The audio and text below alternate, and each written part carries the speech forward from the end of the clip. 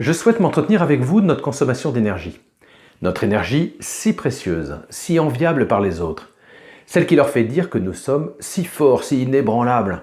Celui ou celle sur qui on peut compter depuis tant de temps, et quelles que soient les circonstances. La question est de savoir à quoi nous dépensons notre énergie et comment rester globalement en deçà de notre seuil de fatigabilité, seuil au-delà duquel nous puiserions dans nos réserves. Nous dépensons cette énergie par du travail physique bien sûr, par du travail musculaire, digestif, etc., le travail de notre corps. Mais nous dépensons aussi cette énergie lors de combats qui ne sont pas physiques ceux-ci, mais qui sont guidés ou plutôt commandés par notre volonté consciente ou inconsciente. Il me semble que 3 situations se présentent et que chacun d'entre nous est plus ou moins sensible à chacune d'elles. La première situation est celle de ceux qui gèrent 1000 combats à la fois. Est-ce qu'ils sont poussés par la volonté de bien faire, de tout bien faire, de toujours bien faire? Peut-être est-ce la volonté de s'adapter en permanence, voire même de s'hyper-adapter, parce que je sens dans mes raisonnements ou dans mon comportement naturel, je sens que ceux-ci sont différents de ceux que les autres attendent de moi, et que pour être en relation avec eux, je dois toujours comprendre et toujours me conformer à ce qu'ils croient être.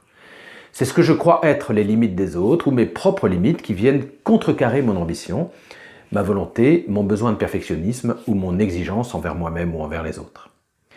L'énergie que je brûle est celle dépensée à être au niveau où je crois devoir être. Et ce niveau, cette barre à passer, je la mets sans cesse plus haut. Une autre situation est celle de ceux qui ont un combat majeur, un combat énorme, fondamental, très haut de gamme, mais trop lourd, trop dur.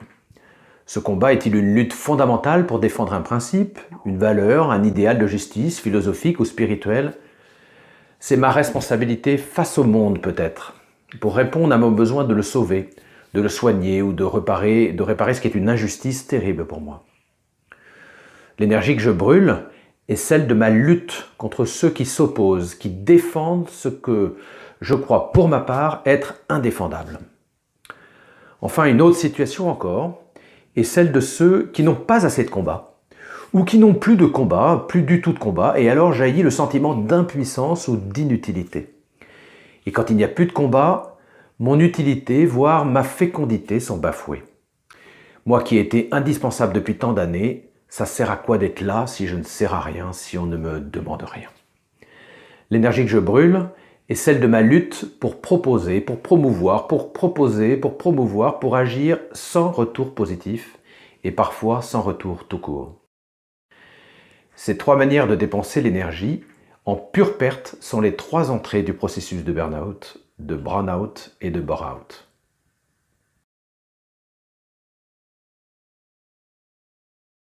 Il y a des caractéristiques communes à ces épuisements.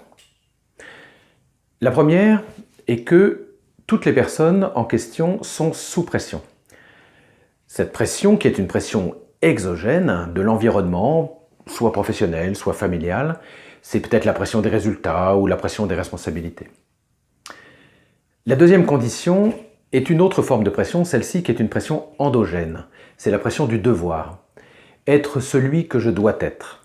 Cela parle de mon perfectionnisme ou de ma version de la normalité peut-être. Et enfin, la troisième condition, c'est qu'il n'est pas rare de constater que les personnes concernées soient gentilles, serviables, pas très enclines à savoir dire non aux sollicitations qui pourraient pourtant, et dire non aurait peut-être comme vertu de les protéger. Sur le schéma que je vous propose, le temps se déroule horizontalement et sur l'axe vertical, l'énergie que nous dépensons et ce fameux seuil de fatigabilité dont je parlais tout à l'heure. En temps normal, nous restons globalement en dessous de ce seuil. Pour les personnes qui réunissent les 3 caractéristiques dont je viens de parler, parfois, un événement particulier, soit sur le champ professionnel ou personnel, vient initier le processus et alors la période de montée en puissance de cet épuisement va démarrer. À partir de cet événement déclencheur, on distingue 3 phases qui vont conduire à la crise si on ne fait rien avant. La première phase est une phase d'engagement, de motivation, d'enthousiasme. L'image de soi est normale. En résumé, tout va très bien. Dans cette phase, nul ne sait si la personne qui est dans cette phase est dans cette phase, c'est-à-dire qu'elle est engagée sur un processus. La deuxième phase est presque normale. La motivation est là, mais les actions sont davantage de l'ordre du combat. Tout ça, c'est moins fluide. La personne commence à puiser dans les réserves d'énergie. Il y a des manifestations somatiques bénignes, genre mal de dos, petits problèmes digestifs, petits problèmes de sommeil, de règles, etc. La personne est plus émotive qu'hier, elle est plus irritable, plus fatigable aussi. Et puis quelques problèmes cognitifs peuvent survenir, du genre la perte de mémoire, ou oublier ses clés, ou oublier un rendez-vous important.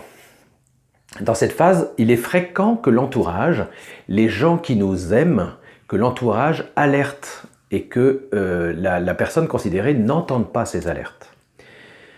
Si rien ne change dans cette deuxième phase, la personne peut s'engager dans la troisième phase où les manifestations somatiques deviennent plus préoccupantes, bien sûr. Et puis, évidemment, elle puise dans les stocks d'énergie. La fatigue, l'hyperémotivité, le cynisme, le repli sur soi enchaînent sur le dégoût de soi. Mais alors, il faut faire attention, parce que là, tout ça, ce sont des symptômes faisant penser à la dépression, et ça peut aussi inquiéter. Et puis un matin, le corps, épuisé d'avoir tenu tant de jours, va dire stop. C'est la crise, l'effondrement. Et la période qui s'ouvre ne sera pas plaisante, car celui ou celle hier toujours en forme est désormais au fond du trou.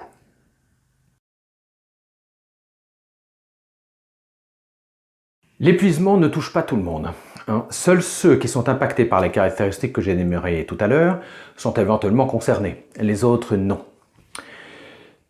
Pour agir, avant, pendant et après, la première chose à comprendre, c'est que le phénomène d'épuisement dont je vous parle existe.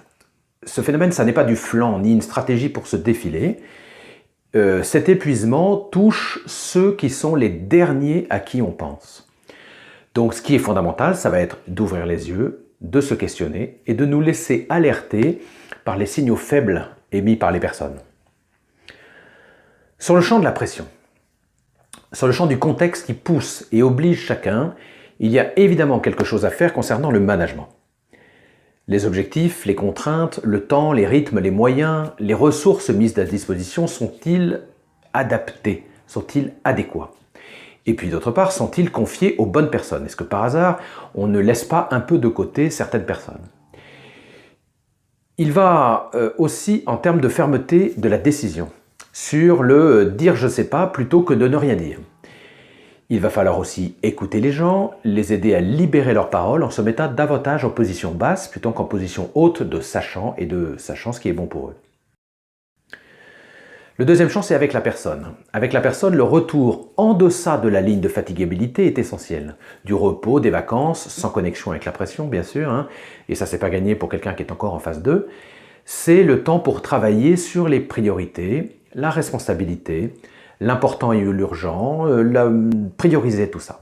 C'est le temps pour redécider de ses choix. Et de façon plus essentielle, c'est peut-être le temps pour comprendre ce qui me fait courir, ou pour qui je cours depuis tant de temps. Et ça n'est pas avec moi que vous allez le régler.